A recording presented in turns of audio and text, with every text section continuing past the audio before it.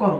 কি বললাম? হিসাব করো। তো হিসাব করার অঙ্কগুলো, এই হিসাব করোগুলো তোমার যদি চিহ্ন থাকে যোগ তবে করবা যোগ, যদি বিয়োগ থাকে বিয়োগ করবা। এই জন্য এটার নাম হিসাব করো বলা হয়েছে। ওকে, তো দেখো তোমাকে আমি একটা অঙ্ক দিলাম যে 1/4 যোগ 2/4, 1/4 যোগ 2/4। তো এইখানে 1/4 যোগ 2/4 এই অঙ্কগুলো কি করব? আর একটু তোমাকে অঙ্ক দিলাম, দেখো এই পাশে 1/4 যোগ 2/3, 1/4 যোগ 2/3। তো তোমাদের দুই টাইপের অঙ্ক দুই পাশে করে দিব।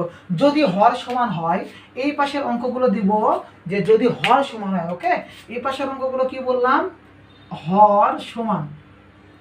আর এই পাশের অঙ্কগুলো হর যদি অসমান হয়। হ্যাঁ, এটা মনে রাখবা, হর সমান আর হর অসমান হলে। তুমি পরীক্ষার হলে যদি এই টাইপের অঙ্ক খুঁজে পাও যে হর সমান আর হর অসমান, হ্যাঁ, হর সমান আর হর অসমান, এই টাইপের অঙ্কগুলো কি করবা? তো হর যদি সমান হয় তাহলে দেখো একটা বুদ্ধি বলে দিচ্ছি, যে হর সমান হলে যেটা হর থাকবে সেটাই লিখে দিবা, সেটা লিখে দিবা। ওকে, এই হলো তোমার হর সমানের নিয়ম। তাহলে হর কি আছে দেখো তো, দুটাতে 4 আছে, হর 4 লিখে দাও। ওকে, আর হর যদি এখানে অসমান হয়, কি বললাম? হর যদি অসমান হয় তাহলে কি করবা? হর যদি অসমান হয় তাহলে একটা প্রক্রিয়া বলে দিচ্ছি, যে লসাগু করতে হবে। কি করতে হবে? হরগুলোর লসাগু, হরগুলোর লসাগু। ওকে, তাহলে আমাদের কি করতে হবে বললাম? হর সমান হলে যেটা হর পাবো সেটা লিখে দিব, আর যদি হর যদি অসমান হয় হরের লসাগু করব, হরের লসাগু করব। হ্যাঁ, তো এখন 4 আর 3 লসাগু করতে হবে। তো 4 আর 3 লসাগু করো তো, 4 আর 3 লসাগু। 4 আর 3 লসাগু করলে কি হয় বলো তো? 4 আর 3 কি লসাগু সম্ভব? কখনোই সম্ভব না। তাহলে লসাগু যদি সম্ভব না হয় তবে তাদের মধ্যে কি সম্পর্ক থাকবে? অবশ্যই গুণের সম্পর্ক। কি সম্পর্ক থাকবে? গুণের সম্পর্ক। তো 3 আর 4 গুণ করলে কত হয়? 3 আর 4 গুণ করলে কত হয় বলো তো? 3 আর 4 গুণ করলে কত হয়? 12 হয়। 3 4 গুণ করলে কত হয়? 12 হয়। ওকে, 3 আর 4 গুণ করলে সবসময় 3 4 12। তো হর যেটা বের হলো, লসাগু হলো, সেটা আমাদের কি হবে? হর হবে। যেটা আমাদের লসাগু বের হলো সেটা কি হয়ে যাবে? সেটা হর হয়ে যাবে। ওকে, এই হলো তোমাদের হর যদি অসমান হয় এবং হর যদি সমান হয় দুইটা নিয়ম। তো তোমাদের পরীক্ষায় হর সমান না হর অসমান দিয়ে এই টাইপের অঙ্কগুলো থাকবে। তো এই দুইটা জিনিস ভালো করে দেখে যাও, তাহলে দেখবে তোমাদের যত অঙ্ক থাকবে, তুমি অঙ্ক দেখলে যখন দেখবে হিসাব করো লেখা আছে, বা যোগ করো লেখা আছে, বিয়োগ করো লেখা আছে, অর্থাৎ ভগ্নাংশের যখন যোগ বিয়োগ থাকবে, তুমি চোখ বুঝে অঙ্কটা আগে সুন্দর করে চিন্তা ভাবনা করবে, হর সমান না হর অসমান। যদি হর সমান হয় ডাইরেক্ট হর, আর হর অসমান হলে হরের লসাগু। ওকে, এইগুলো তোমাদের নিয়ম। তো এখন হর যদি সমান হয় 4 লিখলাম, তোমাদের নিয়ম জাস্ট বলে দিচ্ছি, উপরে যেটা থাকবে সেটা যোগ করে দিবা। কি বললাম? উপরে যে থাকবে সেটা যোগ করে দিবা। ধরো 3টার ক্ষেত্রে যোগ করে দিবা, 4টার ক্ষেত্রে যোগ করে দিবা, যে কটা থাকবে সে কটা কি করবা? যোগ করে দিবা। ওকে, তো কেন হয় সেটা বোঝাচ্ছি দেখো। তারপরে এটাতে কি করবা তখন? এইটাতে কেন হয় সেটা বোঝাবো। হ্যাঁ, তো দেখো এইখানে যে হরটা পাইলাম, তো এইখানে যে হরটা পাইলাম, এই হরটা যেটা আমি পাইলাম সেই হরটা কি করব? এই হর যে ভগ্নাংশের সাথে কাজ করব, এটাকে প্রথম ভগ্নাংশ, এটা দ্বিতীয় ভগ্নাংশ, পরে যদি আর ভগ্নাংশ থাকে তৃতীয় ভগ্নাংশ, চতুর্থ ভগ্নাংশ, যে কটা থাকবে সে কটা করবা। এই হরটাকে প্রথম ভগ্নাংশের সাথে একবার গুণ করবা, এই হরটাকে দ্বিতীয় ভগ্নাংশের সাথে একবার গুণ করবা। তো প্রথম ভগ্নাংশের কার সাথে গুণ করবা? লবের সাথে গুণ করবা। কার সাথে গুণ করবা? লবের সাথে।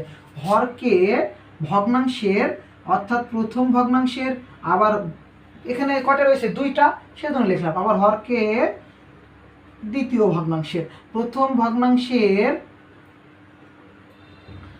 ভগ্নাংশের লবের সাথে কি করবা? গুণ করবা।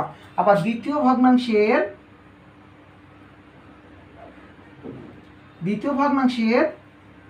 লবের সাথে কি করবা? লবের সাথে কি করবা? গুণ করবা। ওকে, বুঝতে পারছো তাহলে কি বললাম? যে এই যে হরটা পাবো সেই হরটা প্রথম ভগ্নাংশের লবের সাথে গুণ করব। আবার এখানে প্রথম ভগ্নাংশ, এটা দ্বিতীয় ভগ্নাংশ, আবার কি করবো? দ্বিতীয় ভগ্নাংশের কাছে গুণ করবো, লবের সাথে গুণ করব। এই হলো তোমাদের অঙ্ক। তো এখানে এই যে হর কত পেয়েছি? 12 পেয়েছি। হর কত পেয়েছি? 12 পেয়েছি। এই 12 সাথে আমি কি গুণ করব? প্রথম ভগ্নাংশের লবের গুণ। প্রথম ভগ্নাংশের লব কত আছে বলো তো? 1 আছে। তো 1কে কি করবা? গুণ করবা। বুঝতে পারছো? পরে দ্বিতীয়টা বলো তো? আবার দেখো তো হরের সাথে আবার কি করব, দ্বিতীয় ভগ্নাংশের লব গুণ। দ্বিতীয় ভগ্নাংশের লব কত বলো তো, হরটা আমাদের কত 12, দ্বিতীয় ভগ্নাংশের লবটা কত বলো তো, লবটা কত 2। ওকে, এটুকু বুঝতে পারছো কি না? দেখো তো আবার বলছি যে কি করবো, প্রথমে যদি হর যদি অসমান হয়, হর যদি অসমান হয় তাহলে আমরা কি করব, হরগুলো আর লসাগু করব। ওকে, হরগুলো লসাগু করবো, লসাগু যেহেতু হয়নি সেহেতু গুণ করেছি। ওকে, 3 4 12, যদি লসাগু হইতো তাহলে গুণ করার কোনো প্রয়োজন নেই, লসাগু যেটা হবে সেইগুলো গুণ করবা। এরপরে এই যে লসাগু যেটা পেয়েছি সেটা আমি এখানে হর করব, কারণ হরের করেছি সেজন্য হরের জায়গায় বসাবো।